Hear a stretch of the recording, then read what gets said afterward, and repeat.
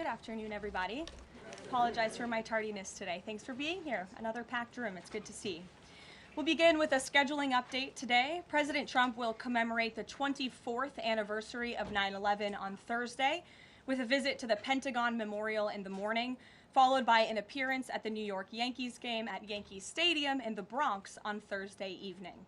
Next week, as you all know, the President and the First Lady will depart for their historic state visit to the United Kingdom on Tuesday, and they return to Washington on Thursday. Today, I would like to address the tragedy that has not received nearly enough media attention, the brutal murder of Irina Zarutska. Here are the facts that many outlets have shamefully and intentionally failed to report until President Trump drew attention to it. On August 22nd, Irina Zarutska was stabbed to death on the rail system in Charlotte, North Carolina, by a savage career criminal. This is a public transportation system that many in the area use every single day to go to school and work. Irina was on the train that night traveling home from her job at a pizzeria, still in uniform from her shift. This beautiful, innocent 23-year-old young woman was a Ukrainian refugee who had recently fled her country for a chance at a safer life and a promising new beginning here in the United States of America. But tragically, a public transportation system in a major American city was more dangerous than the active war zone that she left. The President and the entire White House are praying for her family and friends during this unimaginably difficult time. But while we extend our thoughts and prayers, we must also seek justice for this crime and call attention to this heinous incident. Surveillance video of the killing was finally released to the public this past Friday.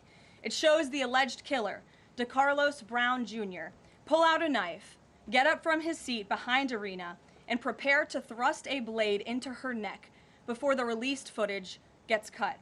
This is pure evil on full display. The most enraging and unacceptable part of this story is that her death was entirely preventable. DeCarlos Brown never should have been on that train that night. In fact, he should have been behind bars. DeCarlos Brown has been charged with crimes no fewer than 14 times, dating back to 2011, including for armed robbery, felony larceny, breaking and entering, and shoplifting. Brown had previously served 5 years in prison for a robbery with a deadly weapon charge, and he had also forfeited bonds 3 different times, twice in 2014 and once in 2023. Despite all of this past documented criminal history, when Brown was arrested yet again in January of this past year, a Democrat judge, who I will add was a strong supporter of former Vice President Kamala Harris, released this insane criminal once again without requiring him to pay any bail. He simply had to sign a written promise to return for his court hearing. Think about how crazy it is to ask a career criminal, someone who by definition repeatedly breaks the law, to just sign a written promise and come back again another day. This is madness. This monster should have been locked up, and Irina should still be alive. But Democrat politicians, liberal judges, and weak prosecutors would rather virtue signal than lock up criminals and protect their communities. And perhaps most shamefully of all, the majority of the media, many outlets in this room, decided that her murder was not worth reporting on originally because it does not fit a preferred narrative. Many of the journalists in this room spilled plenty of ink trying to smear Daniel Penny for defending a subway car from a deranged lunatic in New York City, but none of those same reporters lift a finger to write stories about an actual murderer. Here's the truth that every American must know. Too many innocent people across the country continue to pay the price of the failed experiment known as cashless bail that has been championed by the Democrat Party for years. All the way back in 2020, North Carolina's then Democrat Governor Roy Cooper established a so-called task force for racial equity and criminal justice. Sounds nice, but it's not. That task force was co-authored by then Attorney General and current Democrat Governor Josh Stein. It recommended, quote, reimagining public safety to, quote, promote diversion and other alternatives to arrest. It also advised to de-emphasize some felony crimes, prioritize, quote, restorative justice, and eliminate cash bail. Democrats in North Carolina and nationwide are consumed with pushing a woke, soft-on-crime agenda, no matter how many innocent Americans suffer as a result. Instead of aggressively prosecuting and locking up violent criminals, the Democrat-backed cashless bail approach lets these criminals roam free in our country to offend again and again. These reckless policies have turned too many of American cities into hunting grounds for career criminals who mock our justice system, drain law enforcement resources, and wreak havoc on law-abiding citizens. Enough is enough, and that is why President Trump is doing everything in his power by taking action to undo these absurd policies. The president recently signed a powerful executive order directing the AG to submit a list of states and local jurisdictions with cashless bail policies so that the Trump administration may identify federal funds that are being provided to these states and can potentially be suspended or terminated. President Trump firmly believes that to maintain order in public safety, we must incarcerate individuals whose pending criminal charges or criminal history demonstrate a clear, ongoing risk to civil society. This is a common sense and sensible approach that the vast majority of Americans agree with, and it's time for the Democrat Party to get on board with what is right. When these criminals are caught, they must be prosecuted to the fullest extent of the law and be sent to prison, where they can no longer terrorize our streets. This is the mandate the American people delivered to President Trump, and it's a mandate he intends to fulfill. Staying on the topic of public safety, new preliminary data released today by Customs and Border Protection in August shows that President Trump has delivered the most secure border in American history. For the fourth straight month, 0 illegal aliens were released into the United States by CBP. Nationwide encounters are down 93%, below the peak of the Biden administration. Border Patrol apprehensions on the southwest border in the entire month of August were less than what was apprehended in 4 days in August 2024 under the Biden administration. President Trump has ended disastrous Biden illegal alien invasion, and he sealed our border in record time, keeping this central promise he made to the American public. With that, I will take your questions. Here in our new media seat today, we have Michael Schellenberger, who is the founder of Public News with nearly 2 million readers and subscribers. Michael, thank you for being here today. Thank you. And why don't you kick us off? Sure. Thank you for making space for new media. Nice to meet all of you. It's great to be here. I want to see if you could give some insight into whether the president is considering additional measures against Europe and Brazil, not just for censorship, but also for preventing political candidates from actually competing in elections. We've now seen in Romania, France, and now Germany with Joachim Paul, efforts to basically just prevent candidates from being able to compete in elections. The president has shown some concern around President Bolsonaro, who's being prevented from running. All of this is coming in the context of increased censorship of online platforms, of American platforms, and efforts to censor Americans. I'm personally being investigated under criminal investigation with my Brazilian colleagues for publishing the Twitter Files Brazil. We're very grateful that the president has imposed Magnitsky sanctions on the judge. Is the president considering additional actions, given that it appears that they're going to end up with a conviction against President Bolsonaro, preventing him from running? Is he considering doing anything about this crackdown in Europe? I mean, it's shocking to see Joachim Paul, this mayoral candidate in Germany, the criminal indictment against him cites him, quote, saying that he loves the Lord of the Rings as reason why he's an extremist and shouldn't be able to run. So I just wonder if you could speak to that. And again, I'm grateful to be here. Nice to meet you all. And I'm grateful for what the Trump administration has done to push for free speech abroad. Well, thanks for being here, Michael. We appreciate it. Freedom of speech is arguably the most important issue of our time. It is enshrined in our Constitution, and the president believes in it strongly. He himself faced censorship in his road back to this beautiful Oval Office here in Washington, D.C., so he takes this very seriously, as does, I know, the Vice President of the United States and the entire Trump administration, which is why we have taken significant action with regards to Brazil in the form of both sanctions and also leveraging the use of tariffs to ensure that countries around the world are not punishing their citizens in this way. And at the same time, the president is, while he's leveraging the United States to safeguard our interests abroad, he's also making sure that freedom of speech remains here in the United States of America. So I don't have any additional actions to preview for you today, but I can tell you this is a priority for the administration, and the president is unafraid to use the economic might, the military might of the United States of America to protect free speech around the world. Quick follow-up to that? Sure. Quick follow-up, which is just, there was a Reuters story saying that the Trump administration was looking at this Europe-U.S. trade deal as one of the sticking points, this issue of the censorship not just of U.S. platforms, of Americans. Do you have any updates on how those trade talks are going? And I also wonder if the president is concerned about NATO membership. NATO membership requires that you be a democracy and you have free speech. Is it possible that some of these actions that we've seen in Romania, France, and Germany would disqualify those countries from being in NATO after this? I have not heard the president discuss NATO membership in regards to this issue in particular, but I have heard him discuss the issue of free speech and the importance of free speech with foreign leaders around the world, including the Prime Minister of the United Kingdom. When we were in Scotland, the president brought this up and how important it is for the Prime Minister to protect free speech in the UK and in various conversations with other world leaders. So he brings it up, and I think the entire world knows that this is a priority for the President of the United States. Gabe. Thank you, Caroline. Regarding the Israeli strike in Doha, how much time or how much of a heads up did the U.S. get, and does the president support the strike? Sure. Well, I have a statement to read for all of you with respect to the Israeli strike in Doha, and here it is. This morning, the Trump administration was notified by the United States military that as Israel was attacking Hamas, which very unfortunately was located in a section of Doha, the capital of Qatar. Unilaterally bombing inside Qatar, a sovereign nation and close ally of the United States that is working very hard and bravely taking risks with us to broker peace, does not advance Israel or America's goals.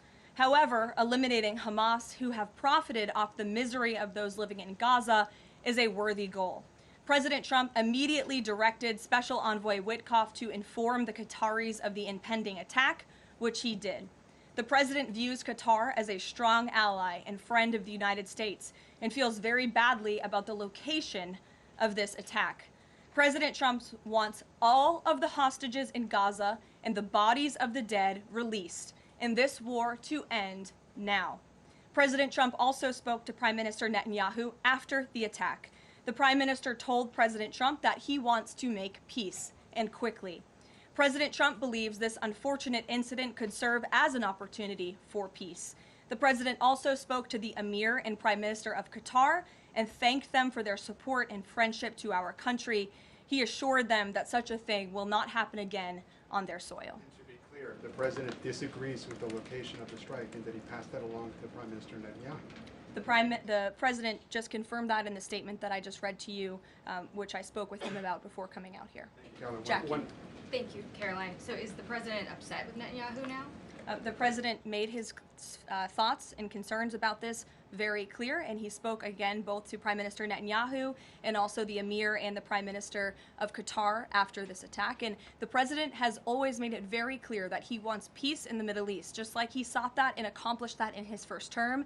He expects all of our allies and friends in the region, that includes both Qatar and Israel, to seek peace as well. And he wants to see that happen, and he's working with all of our allies in the region to get that done. Are there any consequences, so to speak, for Netanyahu doing this, as it sounds, against the president's wishes, or at least his belief that it was appropriate? Is there going to be any directive from the president to Netanyahu in terms of what's allowed in the future? And also, is there any concern this could jeopardize the Abraham Accords? Look, that's a decision only the president can make. With respect to your first question, to answer your second question, as you heard from the president, he said he believes that this can serve as an opportunity for peace, and he's still actively and aggressively pursuing it with all of our allies and partners in the region. Jennifer. Just to follow up on that, Caroline, are you able to say how often the president spoke to the Prime Minister of Israel before this? Because that's one question. And then what did he mean on Sunday when he posted, "I've given my last warning to Hamas," etc.? He wasn't talking about this strike on Doha? No, he was not.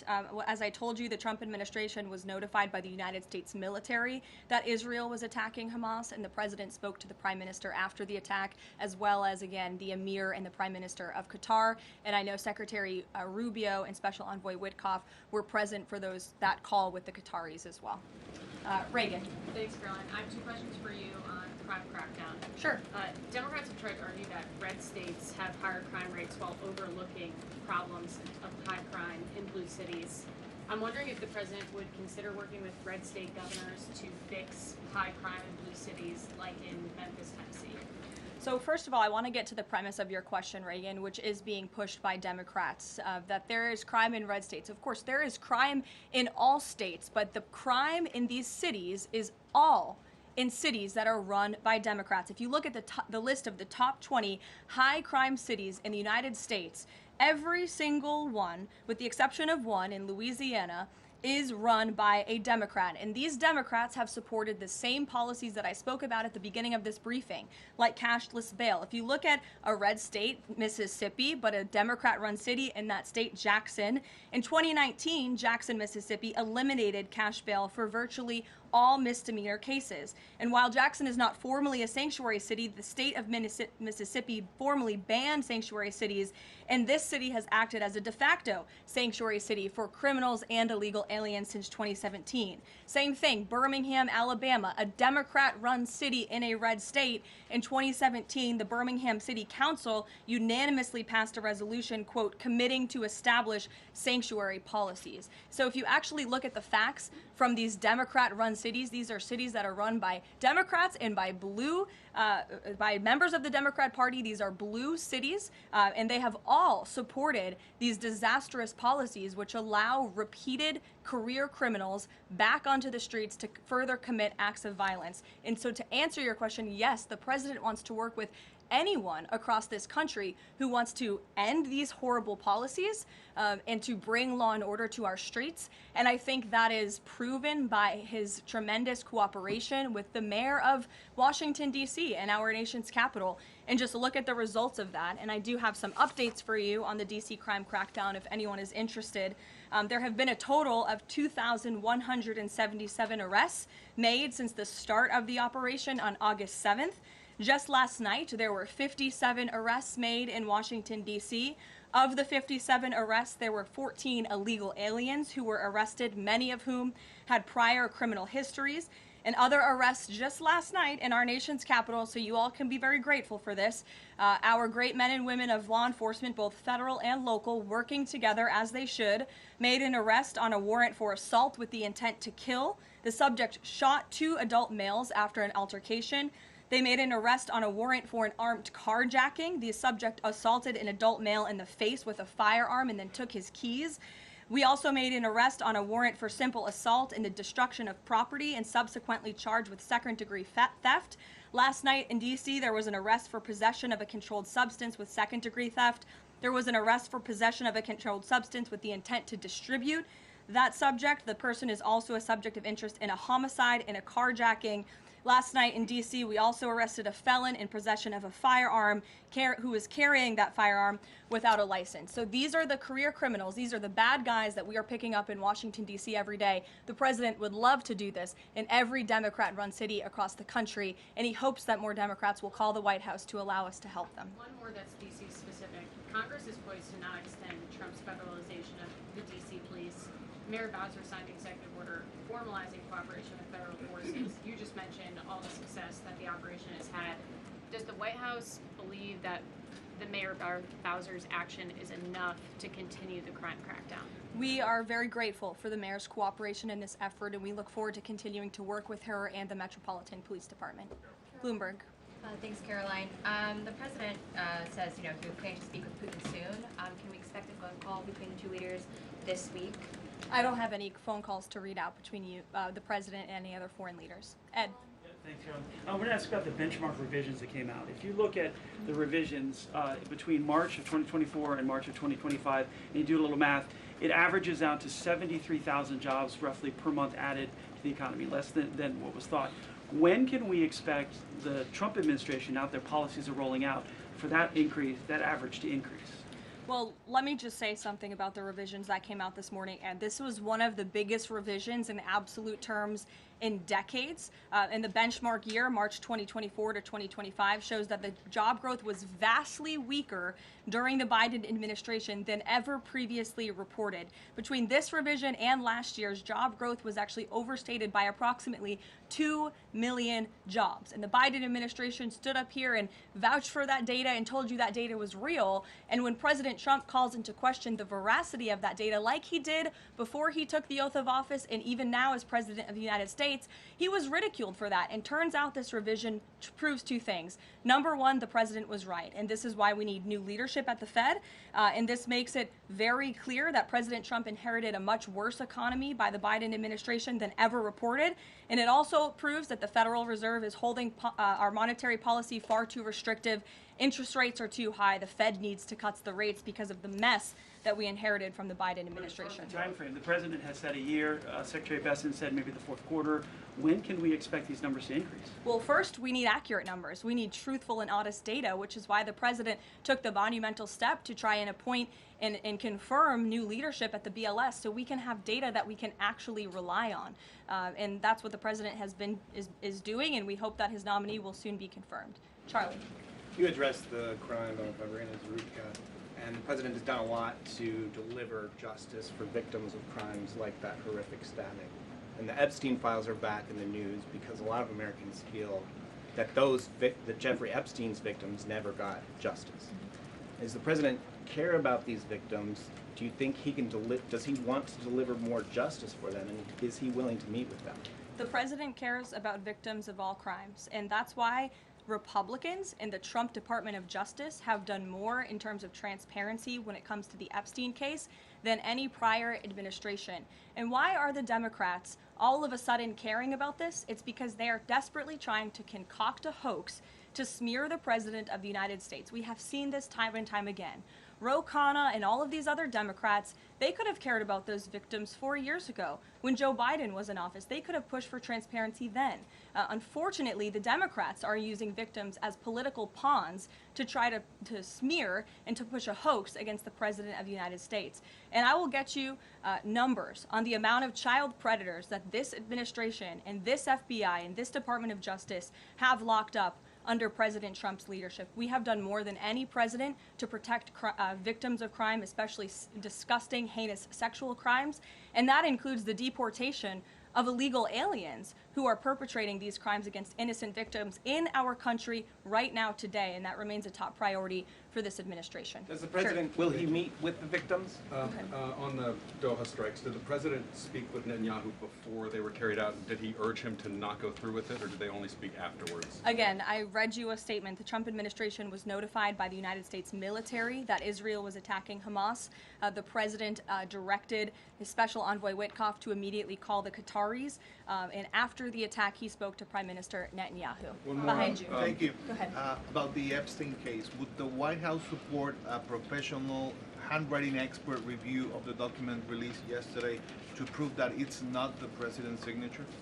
Sure, we would support that. And in fact, I have already seen many forensic analysts of signatures coming out. I believe it was the Daily Signal that published a piece with 3 separate signature analysts who said that this absolutely was not the president's authentic signature. And we have maintained that position all along. The president did not write this letter. He did not sign this letter. And that's why the president's external legal team is aggressively pursuing litigation against the Wall Street Journal, and they will continue to. Christian.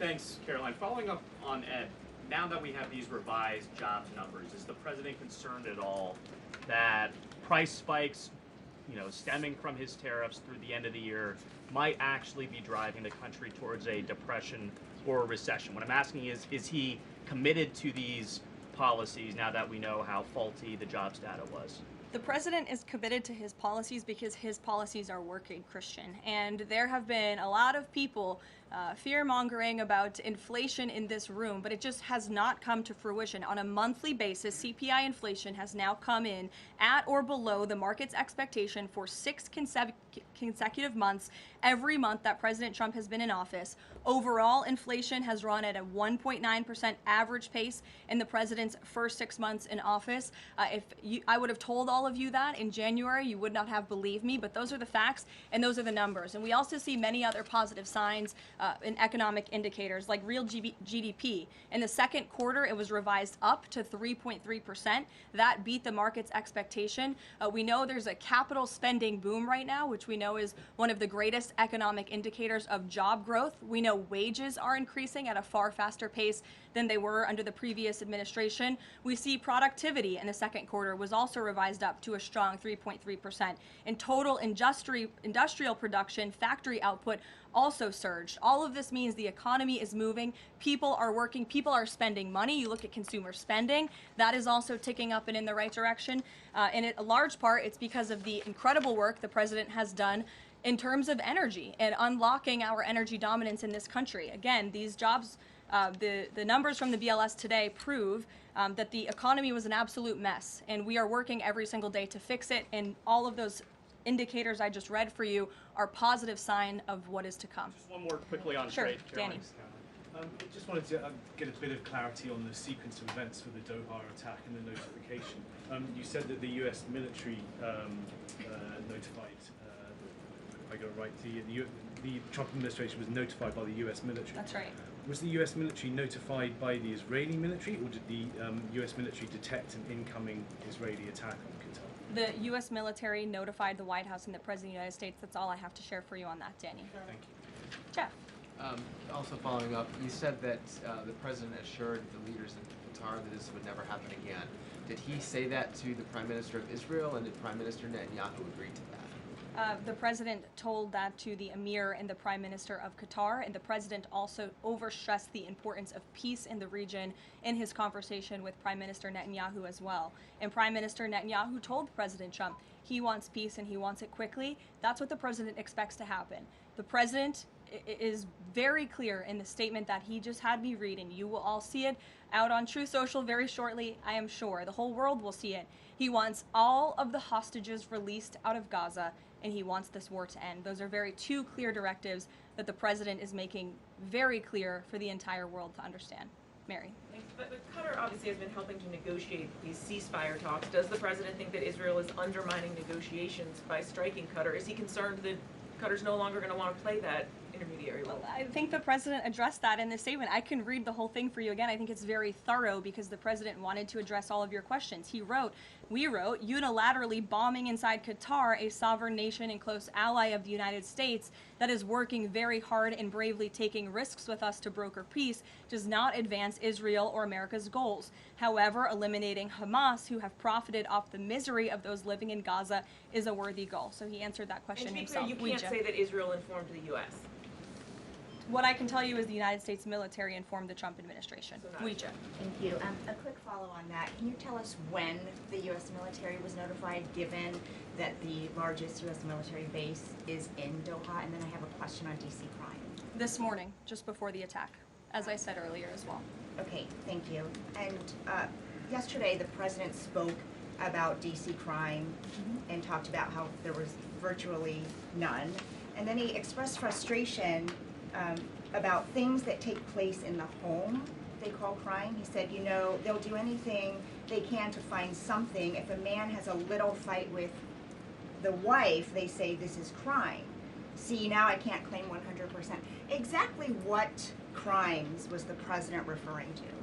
He wasn't referring to crimes. That's exactly the point he was making, Ouija. What the president is saying is that these crimes will be made up and reported as a crime to undermine the great work that the federal task force is doing to reduce crime in Washington, D.C. And I think the president has every reason to believe that, given the efforts of many reporters in this room who actively seek to undermine the president and what he's doing in our nation's capital. We all know that deep inside you all agree with this because you all live here, and I'm sure you are very grateful for the administration's efforts to make the city, which we all reside in, much safer for ourselves and our families. Michael.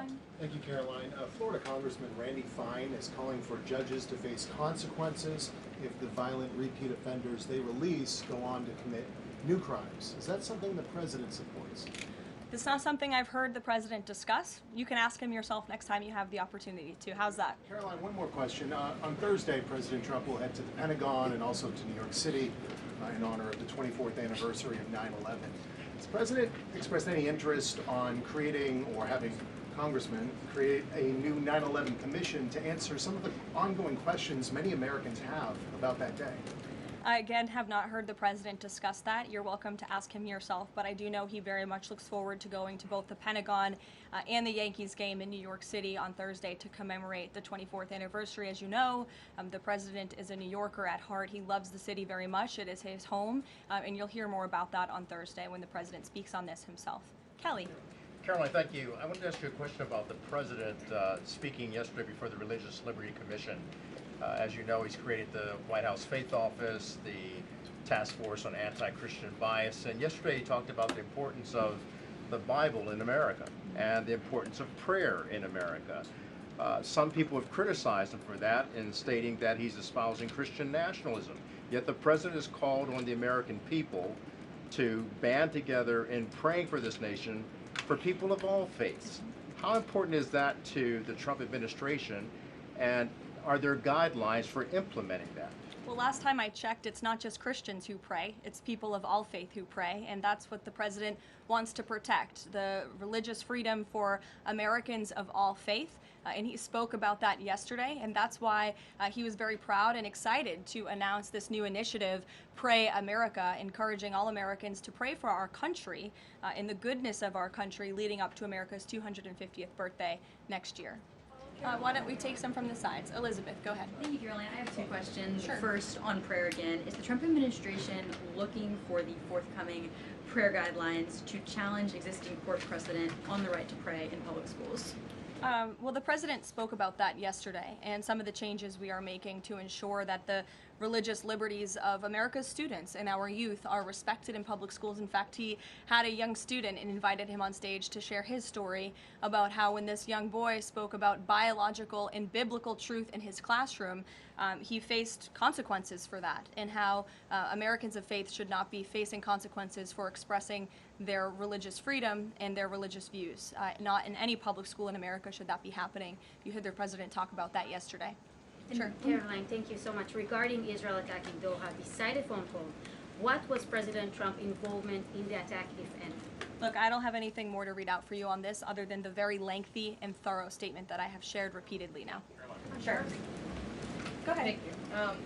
After the Supreme Court ruling yesterday on the ICE raids in Los Angeles, some particularly non-white U.S. citizens are saying that they're going to begin carrying their U.S. passports with them at all times. What is the White House's response to Americans who are concerned about being swept up, as others have been already, in these enforcement actions?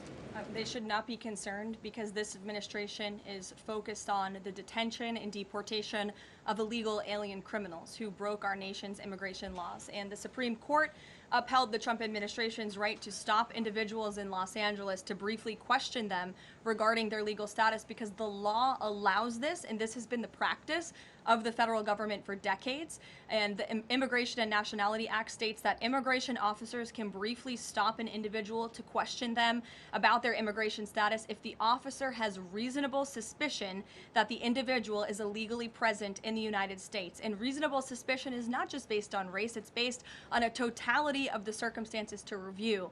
And I will tell you, I spoke to our border czar about this morning.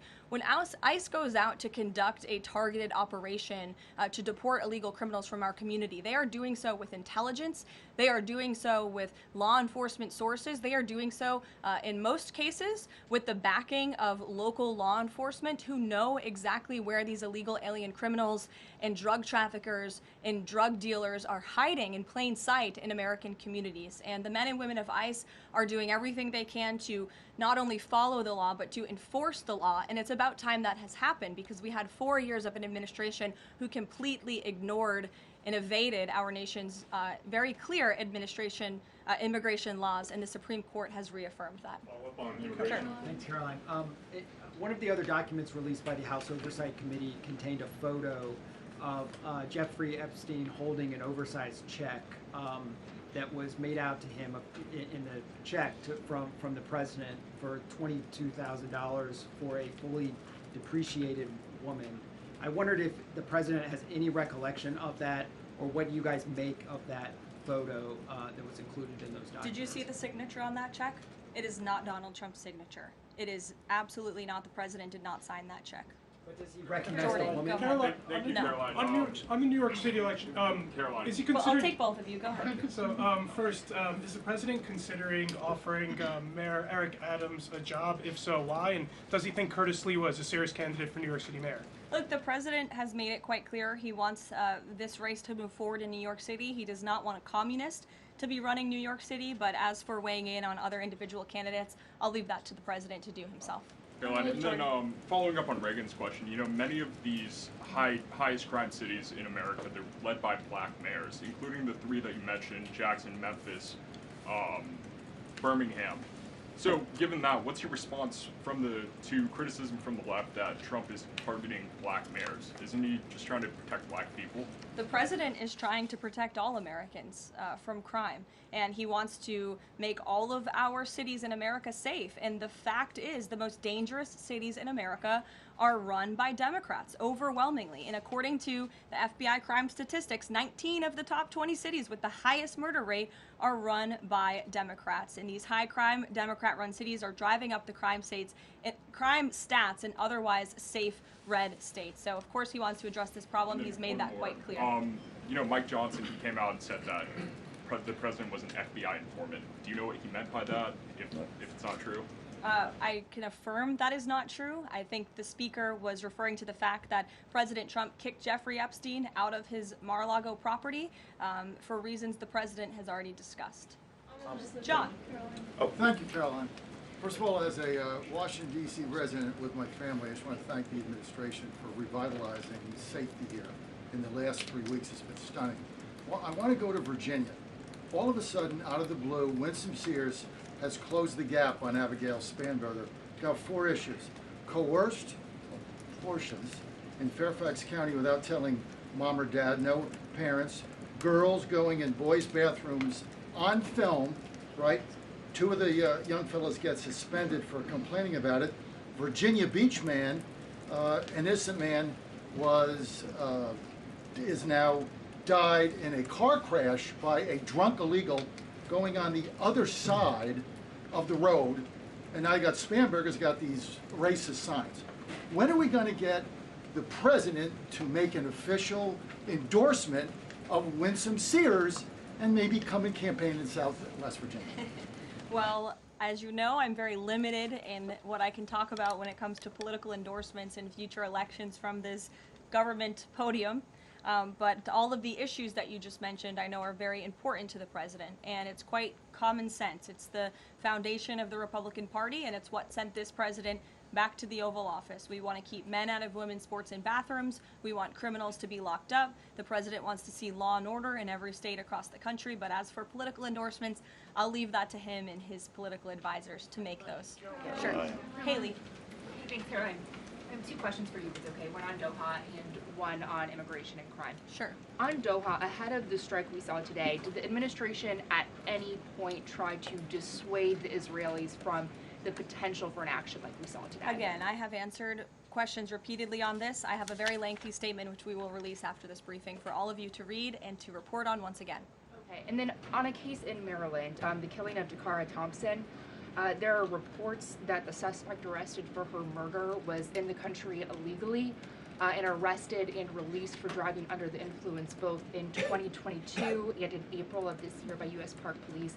Is the administration looking into what process allowed this to take place? Yes, we absolutely are. As soon as we saw this case, we ensured that the Department of Homeland Security and the Department of Justice were on it, and I can assure you that they are. This is another heinous act of violence against someone who should have never been in our country illegally in the first place, and that's exactly why the deportation of illegal criminals from our country is a top priority for this administration, and it's something that is happening every single day, and I would encourage all of you to continue to report on the very violent illegal alien criminals that we are deporting daily from American communities across the country. We will never understand how many lives have been saved by these efforts, or how many lives would have been lost if not for this president and the administration's policy to deport illegal criminal aliens. Harris? Thanks, Caroline. Follow-up on Charlie's question. Would the president meet with the Jeffrey Epstein victims? I don't have any meetings for you to read out on that. Caroline. Go ahead. Thanks, Caroline. Is the Trump administration considering a ban on transgender Americans owning guns? Is that something the president would support, even as we've seen some gun groups oppose the idea of it?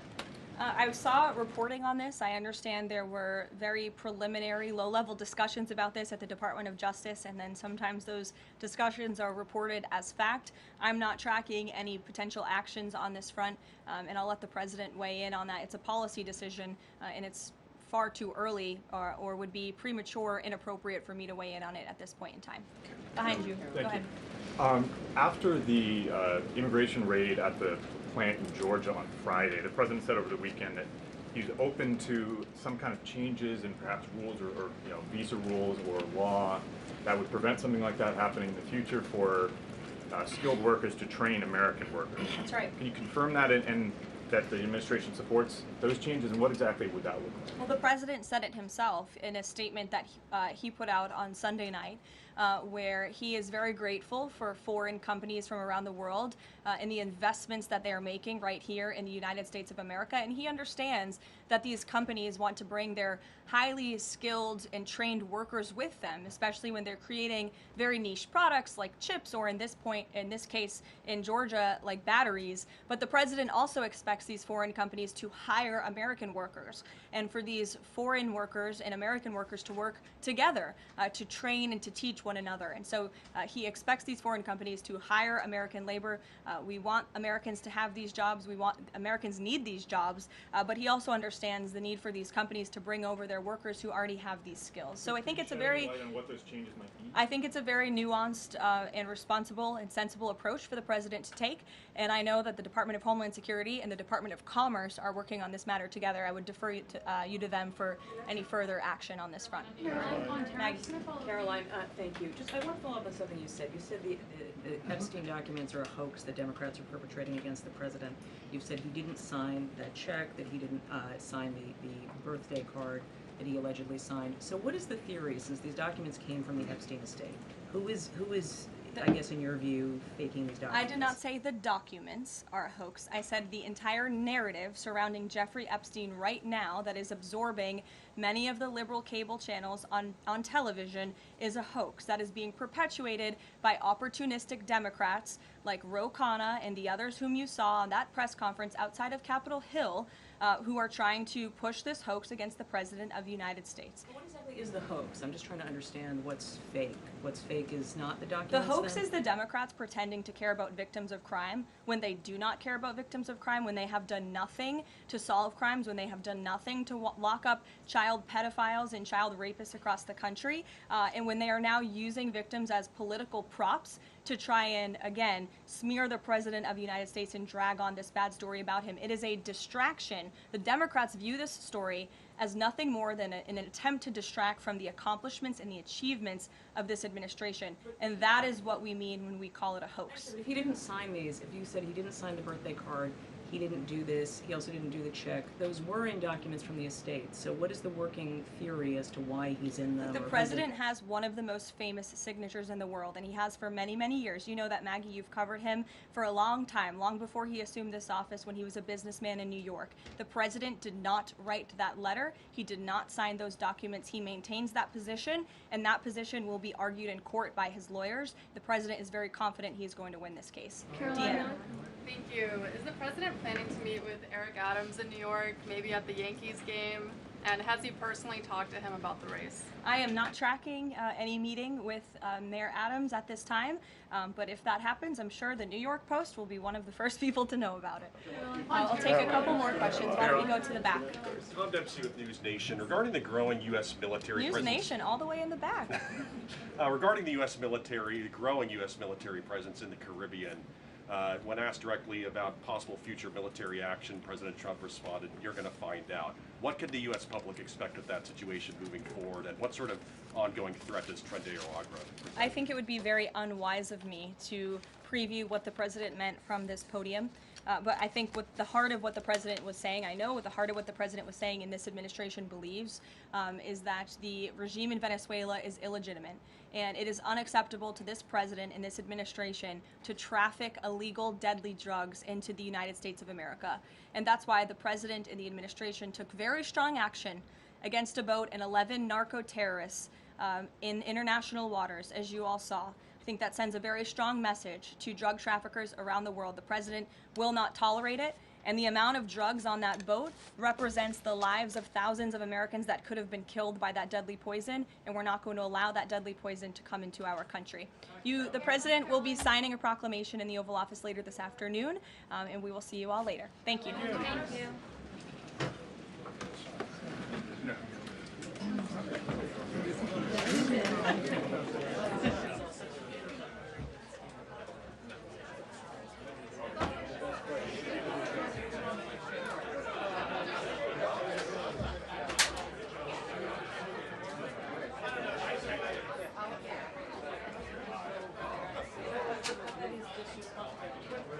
They said they were not notified.